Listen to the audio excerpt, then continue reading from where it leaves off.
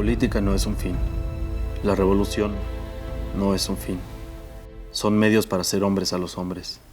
Hay algo frágil, débil, pero infinitamente precioso que todos debemos proteger. La vida. Felipe Ángeles nace en Zacualtipán, en el estado de Hidalgo, en 1869.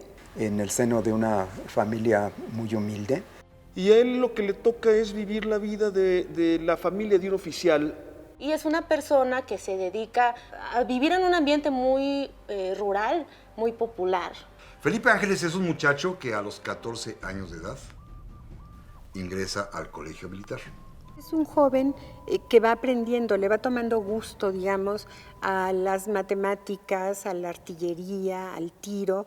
Es, creo, el mejor representante de la buena formación académica, pero sobre todo de la formación ética que ofrecía el colegio militar. Inmediatamente destacó, sobre todo en las materias técnicas, balística, matemáticas, física. Y se va forjando un perfil de académico dentro de la institución militar. Y ello fue motivo para que uno de sus maestros, ya grande, que se retiraba, lo recomendara para que lo sustituyera. Este fue tal vez el primer acto en el que Ángeles tuvo una distinción. Tan talentoso era que el gobierno de México, las autoridades militares, decidieron enviarlo a hacer estudios de posgrado. Y él estuvo en Estados Unidos y sobre todo en Francia. Y creo que es, sin lugar a duda, uno de los militares de carrera más importantes de la historia de México.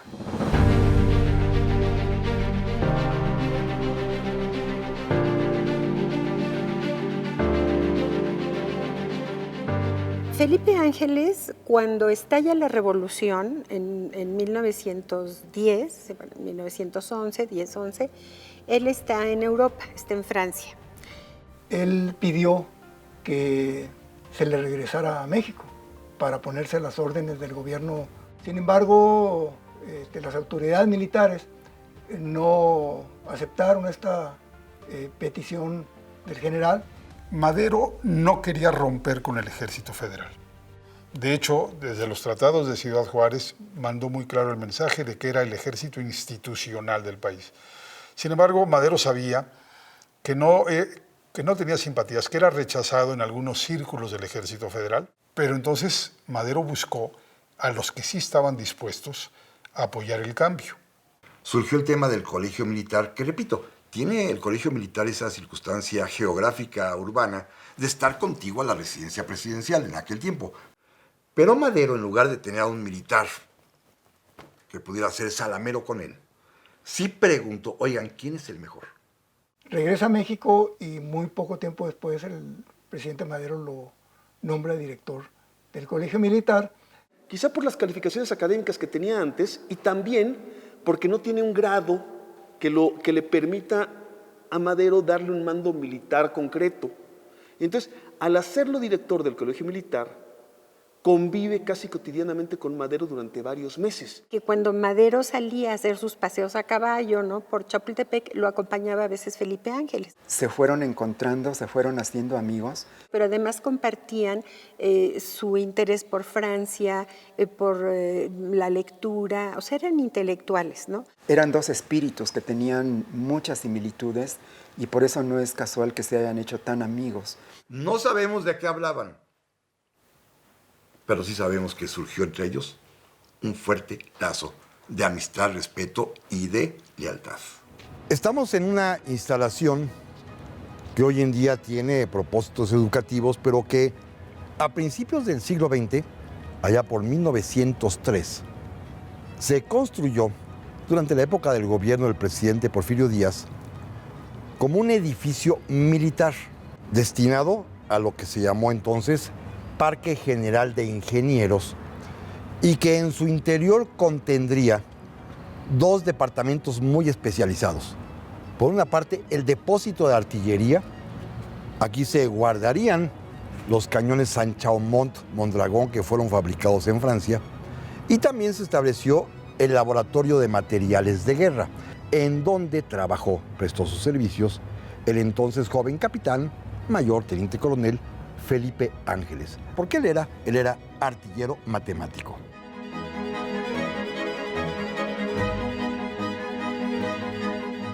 Siendo Ángeles director del Colegio Militar y habiendo ya dialogado con Madero, habiéndose acercado al espíritu humanista de Madero, Madero le pide ir a encabezar la lucha contra el zapatismo, pensando o diciendo necesitamos una lucha de contención, no de represión. Y en estas condiciones de enfrentar una rebelión campesina legítima, fue cuando Francisco I. Madero recurrió a su amigo Felipe Ángeles para que fuera el comandante en jefe de la campaña contra los zapatistas en Morelos y que pusiera en práctica una táctica militar menos cruel. A partir de ese momento, él entra en contacto con el sistema de injusticia que viven los campesinos y observa cómo los militares, más que buscar soluciones, ejercían una fuerza brutal sobre las comunidades. Es decir, Juvencio Robles había iniciado pues una campaña de exterminio prácticamente contra los zapatistas y los periódicos lo publicaban, ¿no? Los periódicos decían, bueno, les queman las casas, los fusilan. Que era una política de tierra arrasada, de cañoneo a las poblaciones, de quema de pueblos, de exterminio, de ejecuciones en masa, de deportaciones de miles de hombres. Encuentra a los soldados en una situación muy dramática, dice, bueno, están enjutos, famélicos, con la piel cetrina, los uniformes rotos, sucios. Esto le genera mucha indignación y le despierta una reflexión constante sobre la importancia y la necesidad de que los militares fueran formados a partir del amor y el respeto por el pueblo.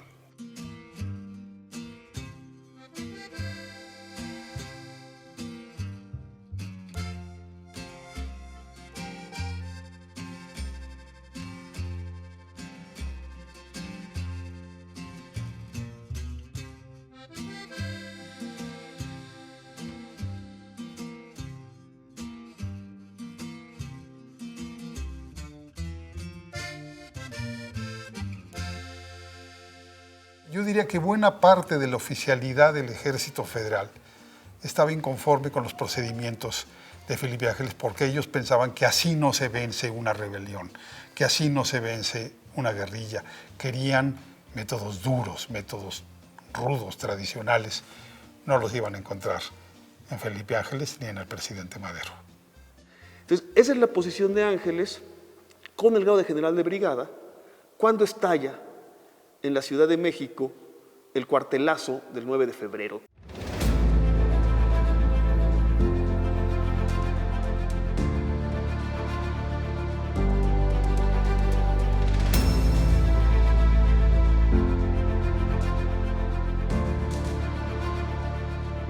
La escena trágica es decisiva en la historia de México y en la biografía de Felipe Ángeles.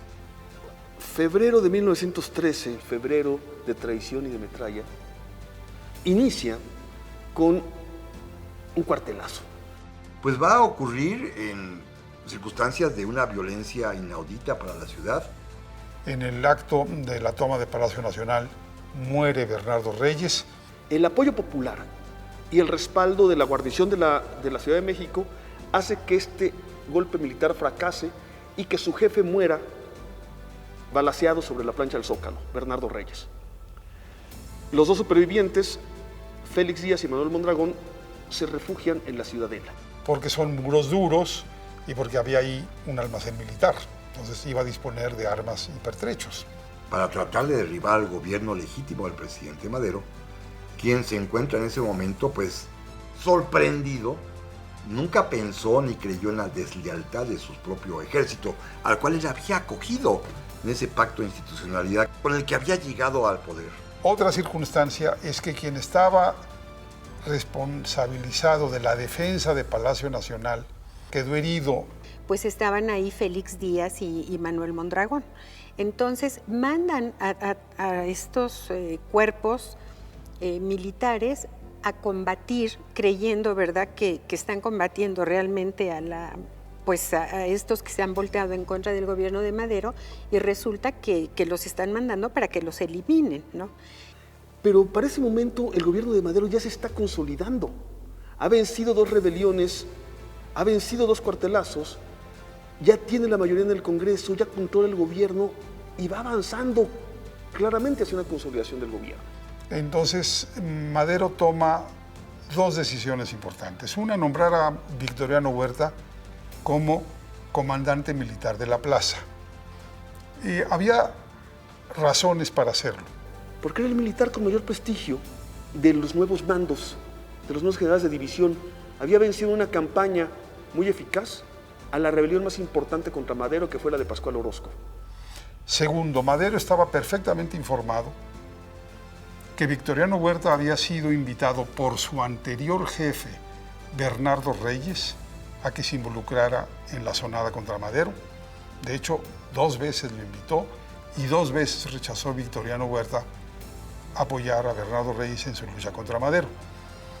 Y la más importante, había demostrado su capacidad y tenía el más alto rango dentro del ejército. Entonces, por eso es designado en sustitución del comandante de la guarnición que había triunfado ese día, el general Lauro Villar. Una vez que ya está tomado y recuperado Palacio Nacional, que ha muerto el general Bernardo Reyes, Madero decide ir a Cuernavaca a buscar a Felipe Ángeles. ¿Por qué?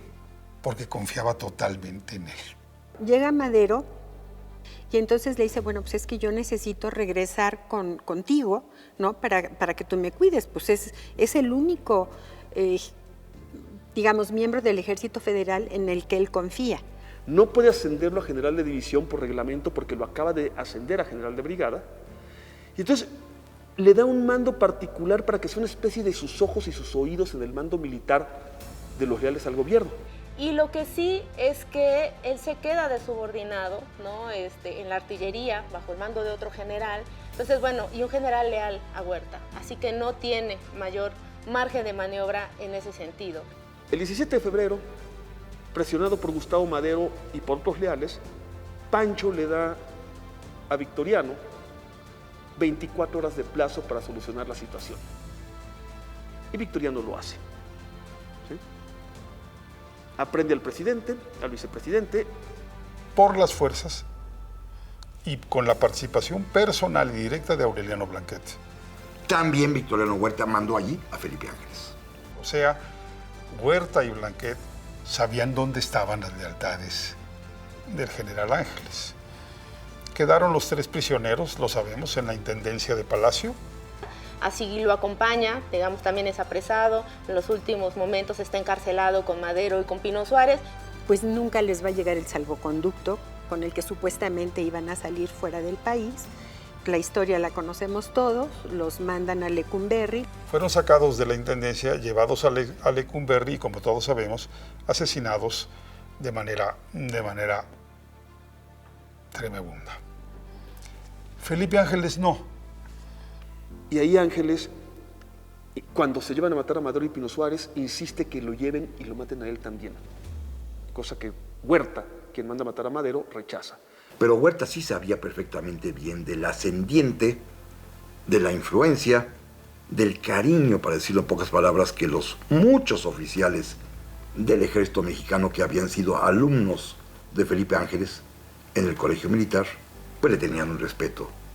Y salva la vida justamente por su trayectoria en el ejército y para no generar mayores conflictos, ¿no?, en el ejército. Victoriano Huerta quería mantener la unidad del ejército, no quería fisuras al interior de la corporación. Sabía que Ángeles tenía ciertos ecos y ciertos grupos dentro del ejército que no hubieran visto con buenos ojos su asesinato. Es en el momento en que estalla la revolución contra el hecho absolutamente inaceptable de escalar al poder mediante un cuartelazo y asesinar al presidente legítimo, que Felipe Ángeles aparece entre los nuevos revolucionarios como el único general del ejército que es que estuvo al lado de Madero en esos días, pero además como alguien que acompañó al presidente, ¿sí?, en esos días. Entonces dijeron, bueno, este es un militar honesto y por lo tanto molesto. Entonces saquémoslo de aquí. Y eso es lo que hacen. Lo someten a un juicio al cual no pasa nada, pero finalmente lo envían nuevamente de comisión a París. Los militares que no habían apoyado el cuartelazo lo van apoyando casi todos.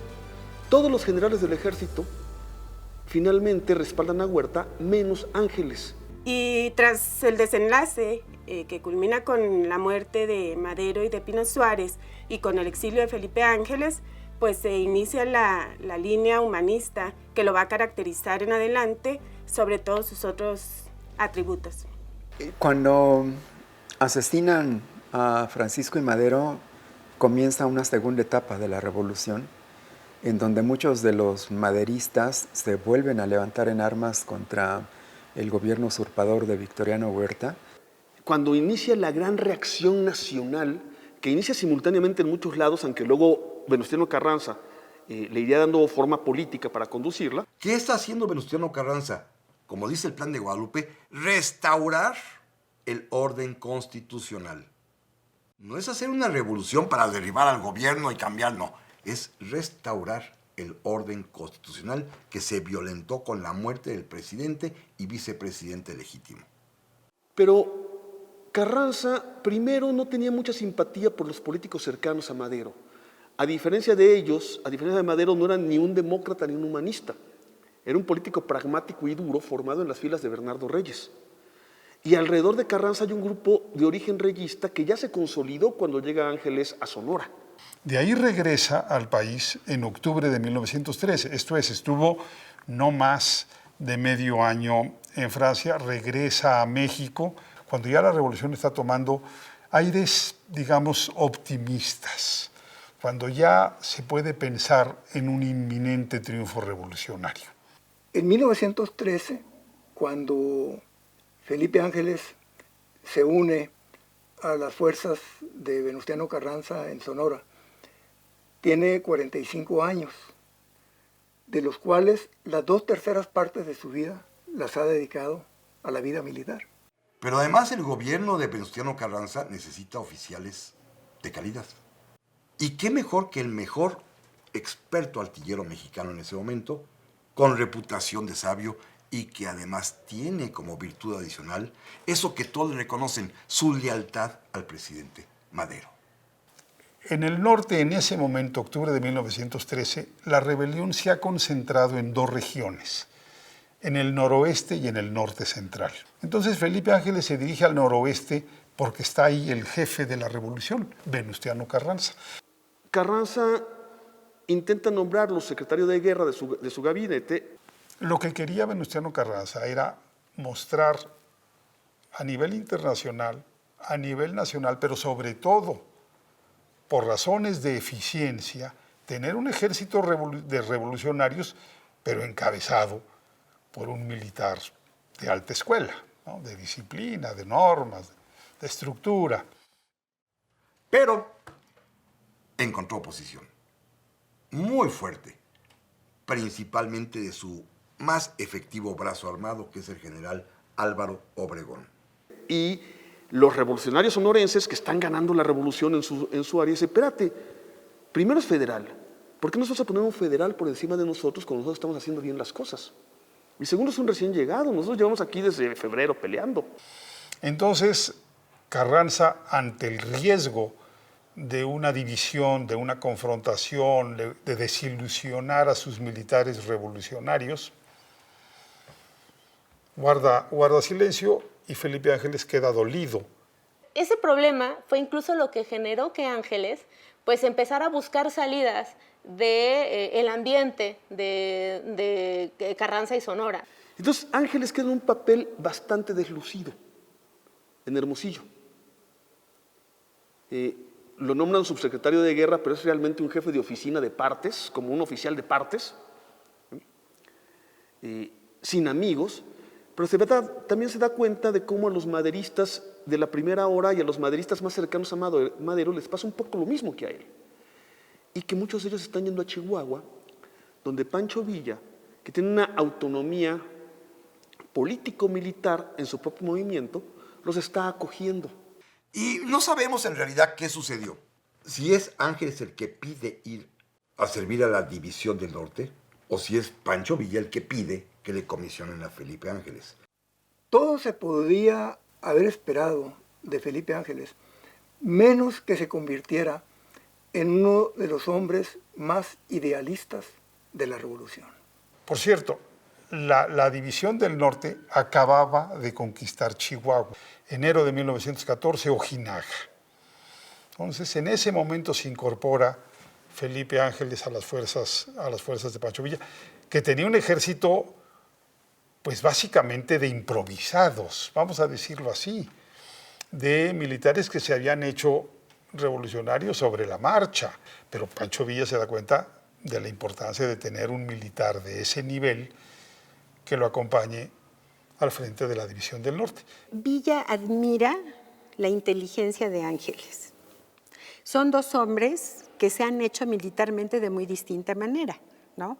Felipe Ángeles es un militar de carrera y Francisco Villa se ha hecho militar en la lucha. De hecho, lo que se nota es que Felipe Ángeles siente bastante admiración por Villa, por la estrategia militar que se fue haciendo Villa en el curso de la vida, ¿no? Sin tener ningún tipo de instrucción formal, y también el carisma y el apoyo que tiene de la tropa.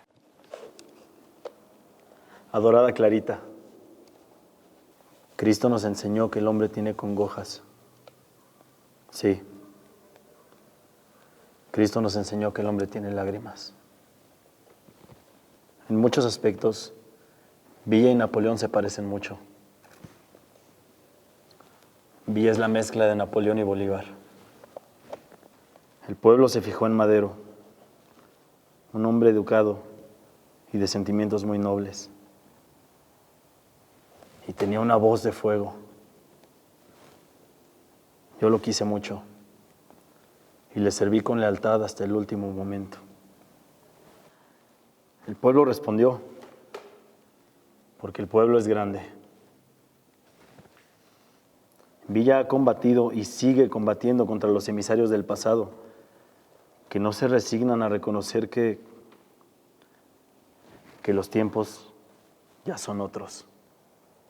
Y se da una coincidencia en el tiempo entre el antiguo peón de campo, bandolero, robavacas, albañil, gallero profesional, que era Pancho Villa, y el militar académico, el matemático, como le decían sus alumnos, Felipe Ángeles.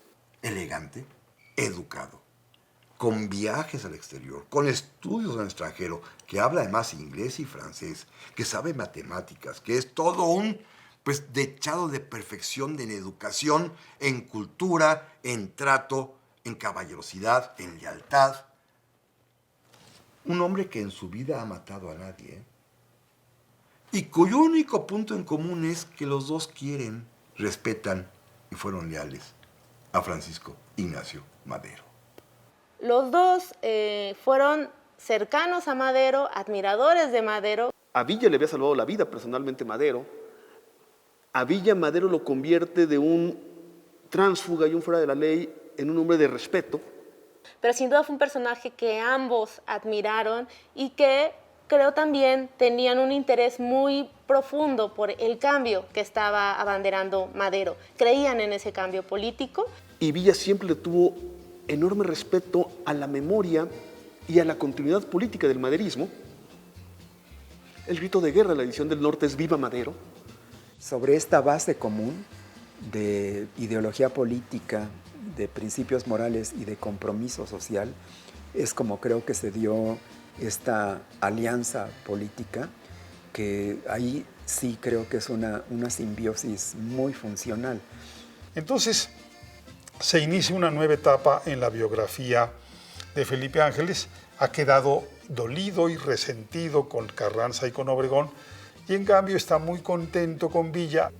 Después de haber sido ninguneado y exiliado por Huerta y ninguneado y minimizado por Carranza y los sonorenses, llega donde sí lo quieren, donde sus ideas caben, donde puede brillar. Y le dan un mando en el que va a brillar. Lo nombra para que sea responsable de la artillería de la División del Norte, pero rápidamente pasa a ser algo más. Pasa a ser un asesor político de Pancho Villa y pasa a ser el diseñador de las grandes estrategias de los grandes combates. Por otro lado, algo que también se encuentran, entre estos y que Villa reconoce de Felipe Ángeles, es precisamente esto, su mesura y la manera, la seriedad, ¿no?, de cómo llevar a cabo la guerra, ¿no?, y el uso de la artillería, que bueno, también esa es la otra. Villa sí necesitaba, ¿no?, un artillero y llevar la artillería. Y creo que esta pareja militar hizo sin duda las hazañas militares más extraordinarias en toda la historia de la Revolución. Fue esa pareja dirigente la que destrozó al ejército huertista y la que permitió el triunfo de la Revolución. Y ahí es donde Ángeles se convierte en el jefe de artillería de la División del Norte, donde los villistas destruyen 5 divisiones federales. Ángeles no manda, pero da consejos y diseña las formas de ataque de la artillería. Y algo muy curioso, estos dos hombres tan distintos en origen, en trayectoria y en personalidad, se vuelven grandes amigos en los días de esa batalla.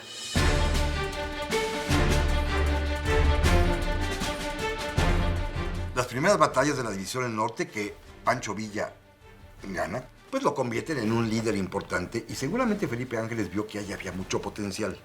Ya había mostrado Villa ser un gran militar, una enorme intuición, sobre todo esta sagacidad.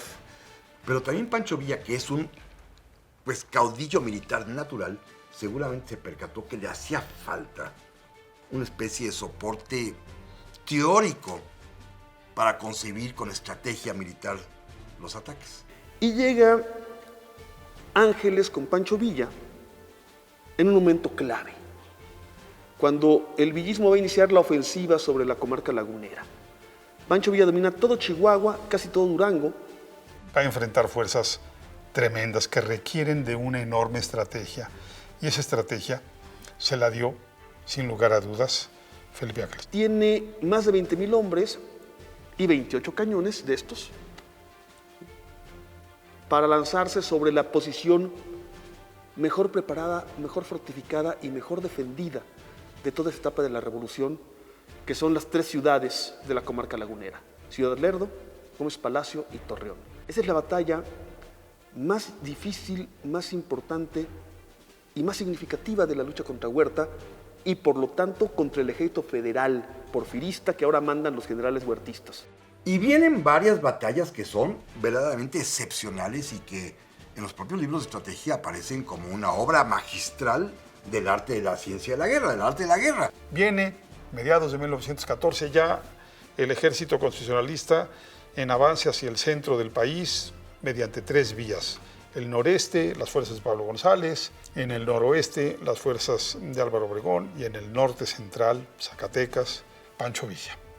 En el plan de batalla de Ángeles, después de la toma de Zacatecas, seguía avanzar a Aguascalientes, al Bajío y llegar a la Ciudad de México. Pero Carranza no quiere que Pancho Villa llegue a Ciudad de México. Porque Carranza está pensando en lo que viene, caído Huerta. Y entonces para eso decide frenar el camino de Pancho Villa hacia Zacatecas. Cuando Carranza le dice a Villa, tome usted 5,000 hombres y los manda para que ayuden a Natera, él dice, no, va a ir toda la División del Norte, porque no van a poder. Entonces contravienen la orden de Carranza y marcha toda la División del Norte. Y ahí hay una ruptura, hay un momento de una crisis muy fuerte. Vamos a tomar Saltillo, lo tomamos, se lo entregamos a Carranza y vamos todos a tomar Zacatecas. Y no vamos a ir a apoyar al general Natera. El general Natera se va a incorporar, nos va a ayudar.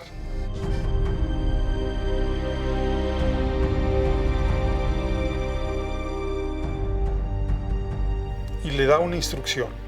poco antes de la toma de Zacatecas, le dice: divida usted sus fuerzas y mande unas a tomar Saltillo y mande a otra parte de sus fuerzas a apoyar la toma de Zacatecas, que va a ser responsabilidad del general Pánfilo Natera. Primero se decide, ¿no?, que Pánfilo Nateras es el que avance sobre Zacatecas, no logra, ¿no?, tener éxito en su incursión. Entonces empieza una serie de telegramas muy ríspidos entre Villa y Carranza. Entonces primero Villa y Carranza se enfrentan y Villa dice: yo no voy a hacer eso, yo no voy a sacrificar a mis hombres, si usted me da la orden yo renuncio al mando de la División del Norte. Carranza le dice: si renuncias, te tomo la palabra.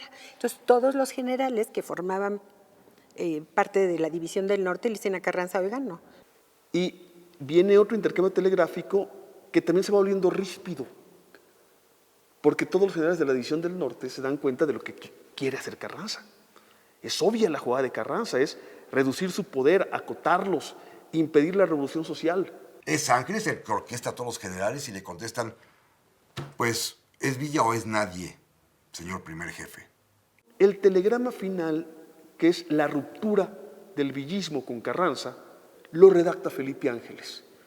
Lo firman todos y al día siguiente empiezan a salir rumbo a Zacatecas. Años después, Felipe Ángeles escribió: yo redacté el telegrama que cruzó el rostro de Carranza como un fuetazo. Ahí inicia la ruptura, la revolución popular que encabezan Villa y Zapata y la revolución política que encabeza Carranza. Yo le veo importancia a Ángeles, claro está, militarmente, pero también en términos políticos, porque él supo leer que Zacatecas era fundamental, que se tenía que tomar y de ahí avanzar hacia la Ciudad de México. Y Venustiano Carranza lo impide con una medida muy simple. Les cortan el suministro de carbón para los trenes de la División del Norte, que queda detenida en Zacatecas. Zacatecas sí es un parteaguas en la biografía de Felipe Ángeles, en la historia de la Revolución y en las relaciones con Carranza y Obregón.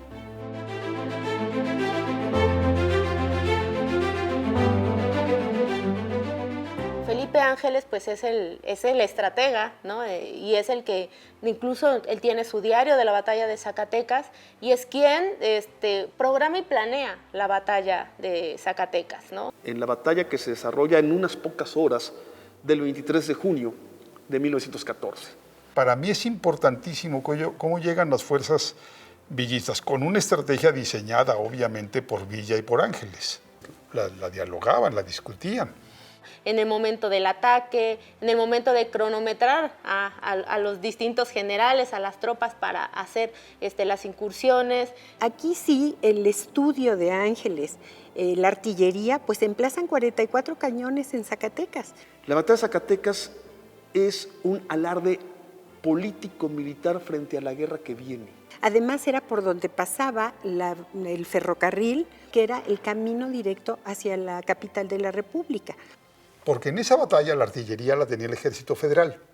Como ellos estaban en la plaza, ellos ocupaban Zacatecas, ellos tenían su artillería en las montañas alrededor de Zacatecas, en la Bufa, en el Grillo. Una buena artillería colocada iba a lograr dar paso para que avanzara la infantería y se pudiera tomar una buena posición. Metidos en la olla Zacatecas, pero sobre todo en los cerros que rodean Zacatecas, hay menos de 12,000 federales para enfrentar a más de 25,000 revolucionarios mejor armados, con más cañones, con mucha mejor moral de combate, entusiastas y vencedores. Es una batalla perdida de antemano para los federales. Y también fueron muy importantes las fuerzas de caballería de Pánfilo Natera, ¿sí?, para evitar que los huertistas huyeran hacia Aguascalientes, y él los detiene al sur de Zacatecas. Entonces es una batalla importantísima. ¿Por qué se combate como se combate? Porque lo que viene es la guerra civil, la ruptura entre los revolucionarios que quieren solo una revolución política que manda Carranza, contra los que quieren la revolución agraria y social que mandan Villa y Zapata. Y frente a eso que viene, es que Villa desobedece a Carranza, avanza a Zacatecas y se vean nuestro poder de fuego. En 3 horas tomamos Zacatecas. la más violenta, la más sangrienta, la más cruel de las que se dieron, más que la batalla de Torreón.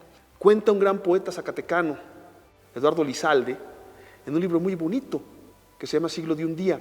En un día murió más gente en la ciudad de Zacatecas de las que habían muerto en todo el siglo anterior. Ahora, ¿qué pasa? Realmente Villa no entra a Zacatecas. Villa le cede el derecho a Pánfilo Natera y él se regresa a Torreón. Finalmente llega la cordura, los villistas con Ángeles toman Zacatecas y se la entregan a Venustiano Carranza. Pero bueno, en este caso creo que Ángeles tiene como la dimensión tanto política como militar de lo que implica Zacatecas, porque fue el golpe pues, final al ejército porfiriano, fue la derrota de Huerta y fue la disolución de un cuerpo armado que no se había disuelto en el tiempo de Madero. Y eso creo que fue muy clave para el rumbo de la Revolución Mexicana. Pero Zacatecas permite también a Ángeles presentarse como uno de los principales lugartenientes de Villa. Ya no es nada más el jefe de la artillería, sino uno de los 4 o 5 personajes a los que Villa les pide consejo para las decisiones estratégicas. Y ese será el siguiente episodio de la vida de Felipe Ángeles. Ángeles, convencionista y villista.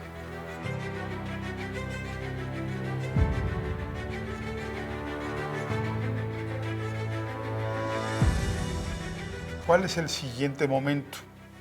Para resolver esa crisis brutal que había tenido lugar alrededor de la toma de Zacatecas, acuerdan reunirse carrancistas y villistas en Torreón. Y se abre una etapa de negociación entre las corrientes revolucionarias en donde tratan de unificar al proyecto de la revolución. Para decir fundamentalmente, no nos peleemos mientras siga Huerta, que Huerta está al caer pero no ha caído. Surge lo que se conoce como la Soberana Convención Revolucionaria, que se reúne en la ciudad de Aguascalientes. Con representantes de todos los grandes grupos revolucionarios. Y sin embargo, en la primera etapa cuenta solamente con la presencia de delegados villistas y constitucionalistas. ¿Por qué hablábamos de Felipe Ángeles? Felipe Ángeles es como la figura más emblemática del villismo en la convención, de los que más toman la palabra, en el sentido de queremos la democracia, queremos la reforma agraria. ¿Qué es lo que queremos de la revolución? Con una visión absolutamente completa de la problemática del país, de la problemática del mundo, pues con una cultura política y una cultura histórica superior a la de todos los demás jefes zapatistas y villistas, no podemos ocultarlo. Sí, el gran ideólogo democrático de los revolucionarios ahí reunidos en Aguascalientes. Entonces, Felipe Ángeles participa en 2 o 3 decisiones importantes en la convención. Una, declararla soberana. ¿Qué quiere decir soberana? Soberano es donde radica el poder, ¿sí? Entonces es decirle al primer jefe, usted ya no es el primer jefe, ahora el poder radica en la soberana convención. Propone que para que la asamblea sea realmente revolucionaria, tienen que estar integrados en ella los zapatistas. Esta propuesta es aceptada por la convención. Y él va personalmente. Así como Madero había ido por él a Morelos, ahora Felipe Ángeles va a Morelos, se presenta ante Zapata con la confianza que sabía que le tenía Zapata.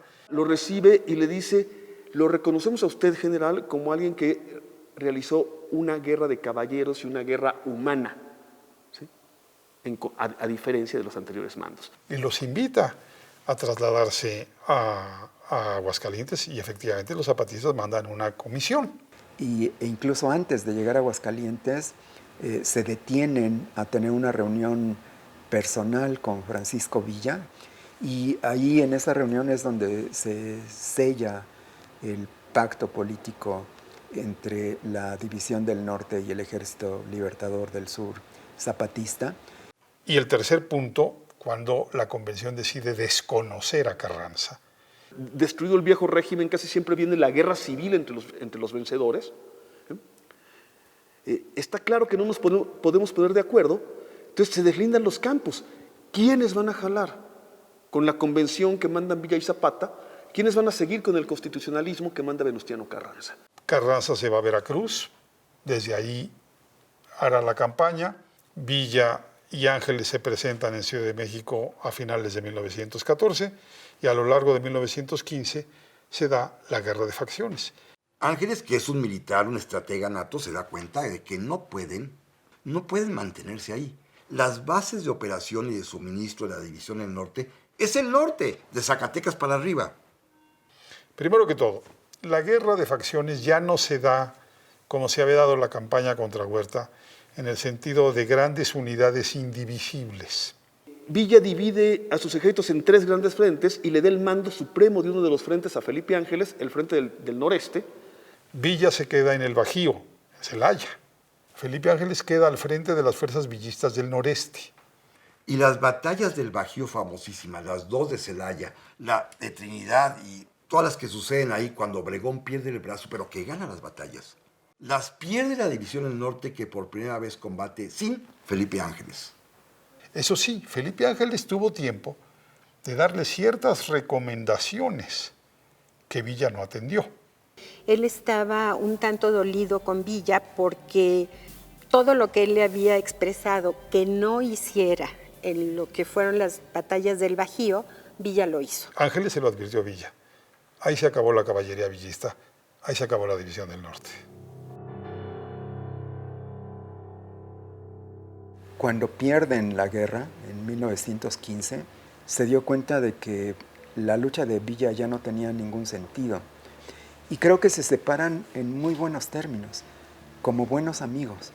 Y uno se convierte en guerrillero perseguido y el otro en exiliado y cabeza de exiliados maderistas y demócratas en contra de lo que ellos dicen es el gobierno autoritario, dictatorial de Venustiano Carranza. Villa es cuando inicia su vida de guerrillero otra vez. Felipe Ángeles optó por el exilio. Va a vivir en los Estados Unidos de América. Los primeros meses fueron meses muy duros. Sabemos que el general Ángeles tenía un ranchito o puso un ranchito allá en el sur de Estados Unidos y sabemos que pasó hambres, dificultades tremendas. Pero es un momento trascendental en su vida porque quizás la inacción militar, quizás las dificultades económicas lo ponen a leer y a reflexionar. Y este es el momento en que da el paso. El hombre que ya sabíamos que era humanista, pero se convierte en un promotor, en realidad, del propio humanismo. El humanismo de Ángeles viene un poco de sus lecturas en Francia. No solo había leído al tipo de autores que también lee Madero, sino también un poco, que es también lo que tiene Madero, una admiración por el modelo democrático, más que el anglosajón, el francés. Y que lo hace muy diferente, muy distinto de otros generales, de otros personajes del ejército federal. Que trata de que el sentido de la vida sea poder contribuir a construir una sociedad mejor. Pero él pensaba, con toda honestidad, que la gente era buena porque sí, de nacimiento. El 22 de abril de 1919, el general Ángeles dirigió al pueblo de Parral un discurso en la plaza principal. Él manifestó que era necesario proteger a los hijos naturales y a las mujeres que son víctimas de la seducción masculina por medio de leyes que protejan ampliamente sus derechos, así como sancionar la investigación de paternidad. Yo no soy, dijo, un partidario personalizado de Villa, de Zapata o de cualquiera otro jefe revolucionario. Yo soy partidario de ustedes, es decir, del pueblo, de mi patria, no solamente de los pobres, sino de los ricos también. Estoy con los revolucionarios porque ellos están con la justicia y contra la dictadura, pero no defiendo sus errores. Felipe Ángeles ya lleva 2 o 3 meses en Estados Unidos. Ya no hay villismo. Y de pronto en Estados Unidos hay un montón de exiliados, antiguos porfiristas, antiguos orozquistas, antiguos maderistas. Y Felipe Ángeles empieza a convertirse otra vez como en el nucleador, al menos de los grupos demócratas y maderistas. Él es la pieza fundamental de una agrupación política que se llama Alianza Liberal Mexicana. donde van a tener cabida muchos revolucionarios anticarrancistas, pero revolucionarios. Y deciden que sea él quien regrese a México y trate de unificar a todas las facciones que están todavía levantadas en armas en contra de Carranza. En estas condiciones es cuando se va a dar el encuentro entre el general Ángeles en diciembre de 1918 y el general Villa. Nada más que en los casi 3 años que tienen de no verse, primero el país está devastado y ya no hay cómo volver a sacar una revolución desde abajo. Y segundo, Pancho Villa ya no es el dirigente de un poderoso ejército revolucionario y de un proyecto de revolución, de un proyecto político revolucionario, sino que es un guerrillero perseguido que además se ha ido convirtiendo en un guerrillero cada vez más cruel. No le gusta lo que estaba viendo que hace Villa, porque Villa, lugar que asalta, lugar que fusila a las personas que están ahí, a sus enemigos, y Ángeles le pide que ya cese la matanza, que no se puede con la matanza. A partir de ese momento intentó disuadir en varias ocasiones a Villa de que que fusilaran o torturaran a los prisioneros. Decía él que en algunas ocasiones lo consiguió y en otras no, fracasó como en su labor humanitaria con los prisioneros de guerra. También hay que pensar que durante esta estancia de Ángeles en tierras villistas, es asesinado Emiliano Zapata. Es decir, la otra gran carta posible de un resurgimiento revolucionario es asesinada y el zapatismo se dispersa. Quedan algunos peleando por ahí, pero ya no existe tampoco como carta. ¿Qué vino después? Aparentemente fue delatado o fue denunciado por un miembro de las defensas sociales de Chihuahua. Va por los caminos de Chihuahua con 3 o 4 acompañantes hasta que alguien lo vende y lo entregan a los carrancistas. El caso es que el general Ángeles fue aprehendido como rebelde, con las armas en la mano, en una cueva. Entonces se le hace un consejo de guerra inmediato. Y sí, Carranza, sabiendo que tenían ya preso en Chihuahua, ordenó el consejo de guerra. No necesitaba ordenar la muerte, ¿eh? Hay que tener la hipótesis de que Ángeles se va buscando la muerte. No quiere regresar al exilio para asumirse como un derrotado, un fracasado. No tiene dónde ir. Entonces Ángeles creo que va buscando la muerte. Pero lo cierto es que la historia es muy compleja y ese fusilamiento, aunque fuera injusto, hubo solicitudes de perdón de todo el mundo. Incluso el gobierno de Washington se pronunció porque se le diera una clemencia al general Ángeles, ¿no? Entonces, bueno, un grupo de mujeres se organiza en Chihuahua, le escriben a Carranza, le escriben a Gavira, que era el presidente del tribunal. Muchas de ellas también habían sido testigos de estas discusiones que Ángeles tenía con Villa para que no se llevara a cabo ejecución de prisioneros, y muchas de ellas pues eran sus hermanos, sus hijos, sus padres, y le vivían agradecida porque habían salvado la vida de su familia. Entonces es un juicio en el que el enjuiciado ya está condenado de antemano y que el enjuiciado usa como tribuna política. Viene el juicio de Ángeles en el Teatro de los Héroes, en Chihuahua.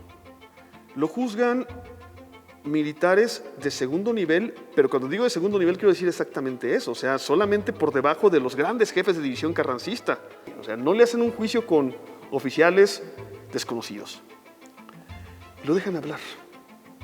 Los discursos de Ángeles son verdaderamente, entrañables, pero estaba muy clara la hipótesis y estos militares no iban a dejar pasar la oportunidad de liquidar a este hombre, al que seguramente muchos le tenían envidia, otros coraje, otros celos. Yo tengo la idea y la convicción de que hay que ser benévolos con el enemigo, que los revolucionarios se hacen con ideas y no con la fuerza, que la paz perdurable solo es la orgánica y que hay que ser más clementes que pasionistas. Y en términos generales, este juicio se convirtió al revés en el juicio que Ángeles hizo de la dictadura carrancista. La mañana del 26 de noviembre de 1919, a las 6:45 aproximadamente, una vez que ya se le llamó que estaba todo listo, salió al patio, dijo ya es hora, se paró dignamente frente a los soldados.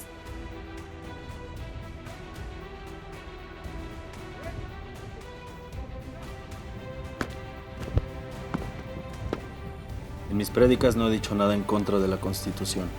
Yo he predicado la fraternidad. He predicado una doctrina de conciliación y de amor. La gente muy poco entiende de eso. Por desgracia, nuestro pueblo nos trae en época de hablársele de otra cosa que de lo contrario a lo que sea el odio y la venganza. Por eso su infelicidad. Por eso se preocupa muy poco por analizar el espíritu de las leyes que nos rigen, por cómo aprender, cuando menos, los deberes y los derechos que le asisten. Para que el pueblo mexicano sea feliz, es menester que quiera hacerlo. Es necesario que cada uno se preocupe por su mejoramiento, que de corazón tenga iniciativa propia, que hable por sí mismo. Mi muerte hará más bien a la causa democrática que todas las gestiones de mi vida. La sangre de los mártires fecundiza las buenas causas. Gracias, capitán. Quisiera ordenar mi propio fusilamiento. Enterado, mi general.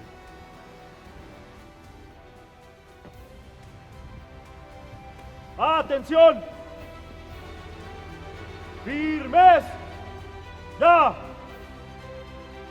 ¡Preparados!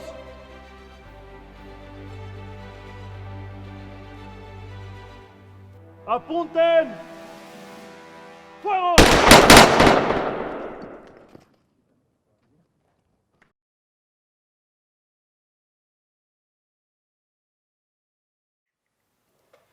No fusilarlo implicaba un acto de clemencia o de indulto del presidente, pero Carranza no lo iba a dar, por supuesto. Lo cierto es que lo hizo mártir. Y buena parte del prestigio histórico que tiene es por ese fusilamiento que, repito, innecesario. Había sido muy importante para la Revolución Mexicana. Adorada Clarita, estoy acostado, descansando dulcemente. Oigo murmurar la voz piadosa de algunos de mis amigos que me acompañan en mis últimos momentos. Mi espíritu se encuentra en sí mismo y pienso con afecto intensísimo en ti. Hago votos fervientes porque conserves tu salud. Tengo la más firme esperanza de que mis hijos serán amantísimos para ti y para su patria. Está la historia de las cartas, que sabemos la carta de él a ella para despedirse, pero lo que sí sabemos es que ninguno de los dos se entera de la muerte del otro porque mueren casi simultáneamente. Cuando muere Ángeles, la esposa está por morir y no se entera la esposa de que va a morir su marido, que ha muerto su marido, y obviamente Ángeles no se entera que murió su esposa. Es una relación pues trágica. Diles que los últimos instantes de mi vida los dedicaré al recuerdo de ustedes y les enviaré un ardientísimo beso. Felipe Ángeles. ¿Por qué debemos acordarnos de Felipe Ángeles? ¿Por qué lo queremos los que lo hemos leído y estudiado?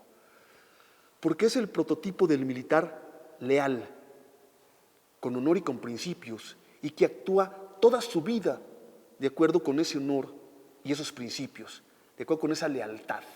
Él se identificó con las mejores causas, se identificó con el pueblo, se identificó incluso con los zapatistas, a los cuales combatió y que sin embargo se dio cuenta de la legitimidad de su lucha y la reconoció. También creo que es muy importante ver un hombre que se mueve por ideales de justicia. Fue un hombre congruente entre lo que pensaba y lo que hacía. De un hombre que enfrentó la muerte sin retractarse, sin acobardarse, sosteniendo sus convicciones y sus ideales frente al paredón de fusilamiento. Lo mataron en Chihuahua un 26 de noviembre y aunque han pasado los años, México llora su muerte. muerte, siempre luchó por la patria, respetando al enemigo, artillero el más certero, nunca se dio por vencido. General Felipe Ángeles, héroe muy respetado, su heroísmo es ejemplo de luchar por unidad, y en el cielo de la patria vive su